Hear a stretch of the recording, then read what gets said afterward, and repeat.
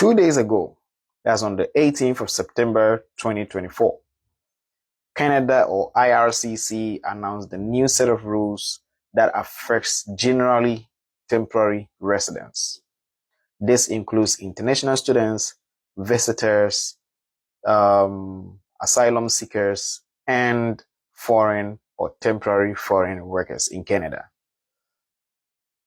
And the purpose of these changes is to reduce the number of temporary residents in Canada from 6.5% to 5%. If you all remember, this was announced a few months ago, and since then, there's been numerous policies that all seek to help reduce the number of temporary residents in Canada from, as I mentioned, 6.5 to 5%. I know by now you've already heard of bits and pieces of these from many other places.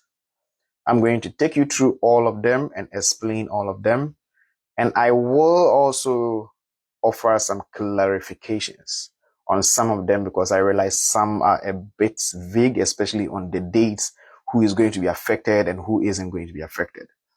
So if you hear anything that I say and you have questions, I would advise you wait till the end of the video. And if you still feel your question isn't answered, then you can ask questions in the comment section.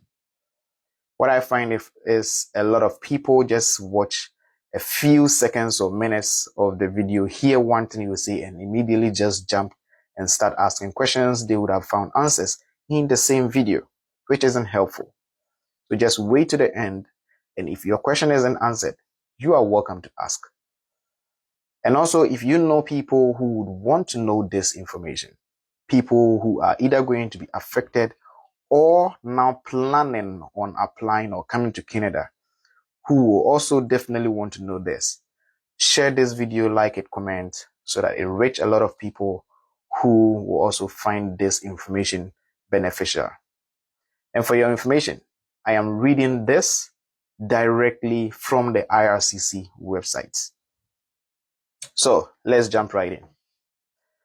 So as we are all aware, early this year, IRCC already released a new set of policies, and one of them was to cap the number of study permits issued in Canada for the next 3 years. And as a result, they reduced the number of study permits that they issued this year, 2024. They reduced it to 485,000. So this new policy is letting us know what is to come in the near future.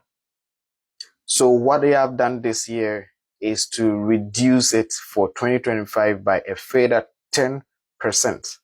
This means they are only going to issue 437,000 study permits in the year 2025, as against the 485,000 they issued this year. The good thing though is they are going to maintain this same 437,000 in 2026. That means in the next 2 years, they are going to maintain the number of study permits issued at 437,000. Also, this is the second one.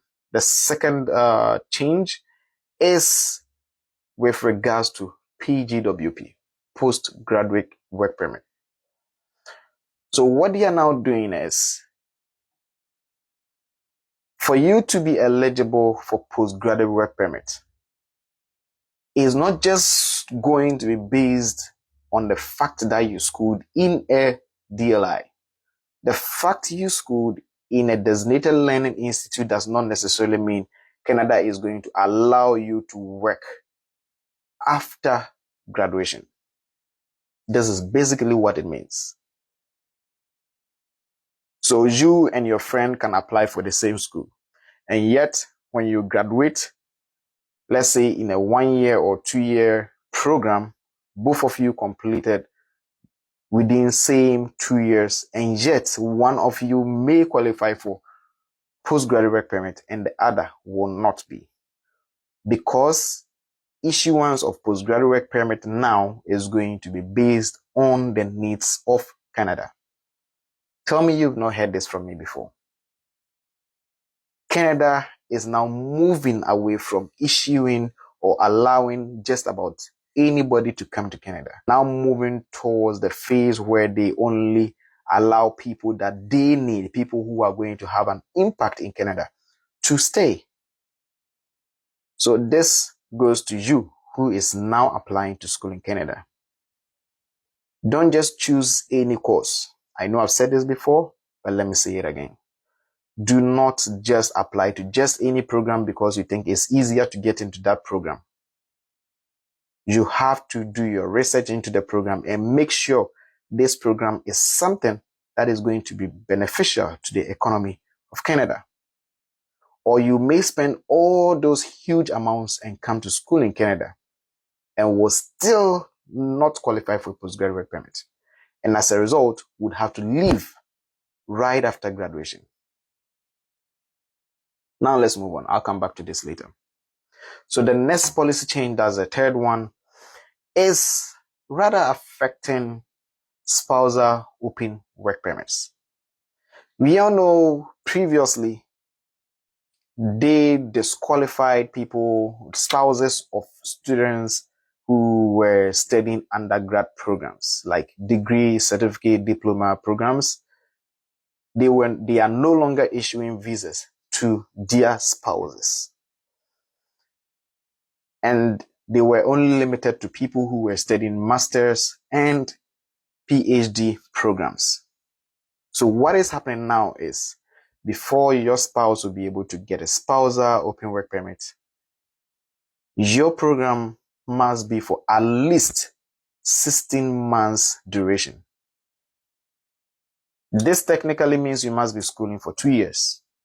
You must be in a 2-year program before your spouse can get an open work permit. If you only come in for a 1-year program, that will not suffice. You'd have to leave your spouse behind. Now let's go into it. So the fourth policy is rather about work permit eligibility this year, also for spouses of temporary foreign workers in Canada. We all know if you got a work permit to come and work in Canada, normally you'll be able to come with your family. But now it's not just any job that you can come with your family. You have to be in a management or professional occupations or in sectors with labor shortages. I guess none of this is so surprising if you've been listening to me for a while now. So if you are coming to work in Canada and you are not into management or professional occupation, and your sector is not really having any labor shortages in Canada, it means you will also not be able to come along with your spouse. For a while now, it's been clear, it's obvious that the number of asylum claimants in Canada has risen exponentially. I know it also affects many other countries, but since I am in Canada, I am talking about Canada. So it has risen exponentially to a point where they are not able to control it. And as a result, they have already brought policies to control this problem, in quotes. And these are a few more changes that they are bringing. I know that the first one doesn't really apply to most of my followers, but I'm still going to say it anyway. They are implementing a partial visa requirement for Mexican nationals. And then the next one is they are going to improve claims processing. They are going to improve claims processing while maintaining the fairness and integrity of the asylum system, as announced in 2024. And then they are going to review visa decision making so that our highly trained officers have the right tools, one, to detect fraud, two, and to reduce the number of non-genuine visitors, three. And you're also going to explore more measures to further strengthen their visa integrity. So this is more like a two-in-one policy. It affects both visitors and asylum claimants. We all know asylum claimants mostly come in with visitor's visa and then seek asylum. That is why they are trying to control both of them to make it more efficient. So IRCC is also telling us that on November 1st, 2024, they are going to release the 2025 to 2027 immigration levels plan. Clearly, this means the policy is going to be or throw more light on their immigration plan, which is going to dictate the levels at which they want to keep immigration levels in Canada. And this will affect the years 2025 to 2027. So watch out for this new policy that will be coming up. And also, they are also telling us that graduates from programs at public colleges will remain eligible for PGWP of up to 3 years if they graduate from a field of study linked to occupations in long-term shortage.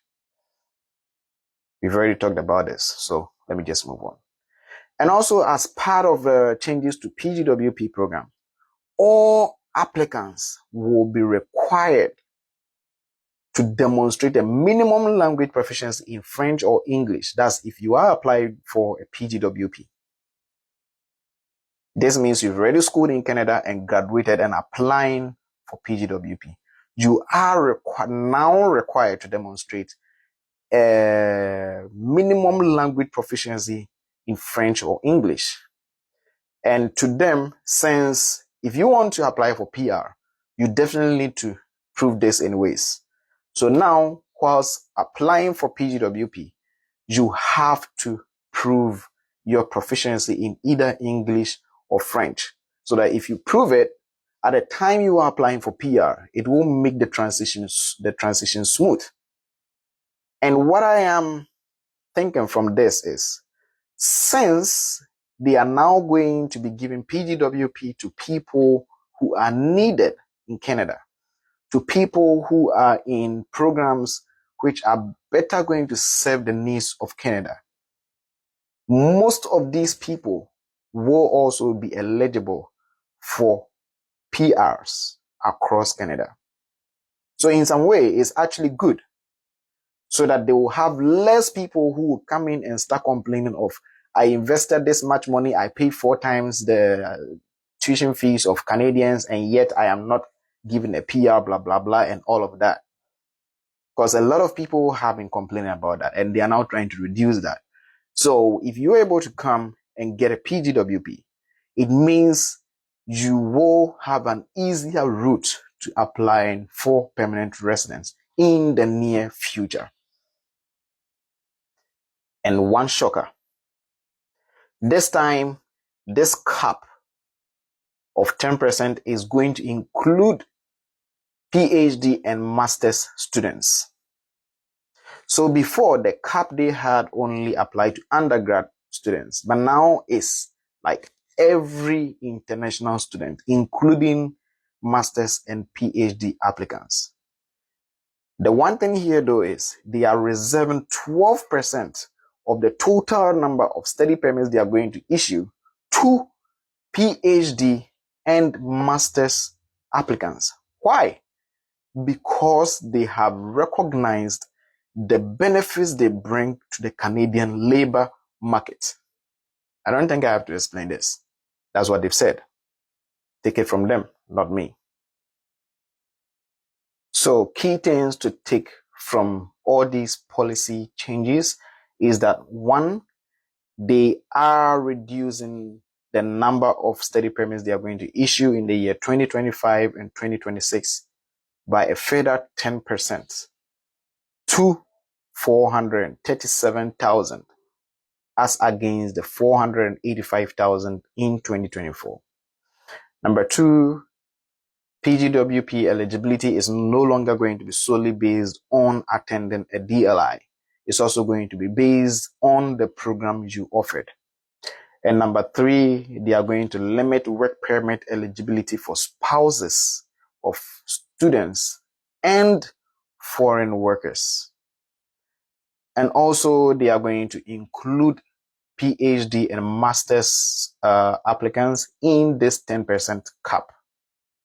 But they are going to reserve 12% of this 437,000 for PhD and master's applicants.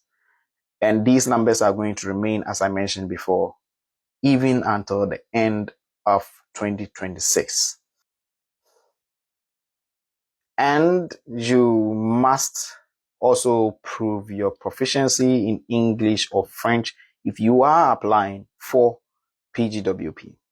And for a university graduate, you are expected to have a CLB score of at least 7. And for college graduates, you must have a minimum of CLB score level 5. Now to the clarifications I wanted to offer even before you start asking the questions. So from the information I got, people who are already in Canada schooling will still be eligible to apply for PGWP no matter the program that they are doing. And if you applied for your study permit before November 1, you are also going to be subject to the rules that pertains now. But whoever applies for a study permit after November 1 will be subject to the new rules. I hope this clarifies the issue of who is going to be affected for the PGWP program and who isn't. Have a nice day, guys.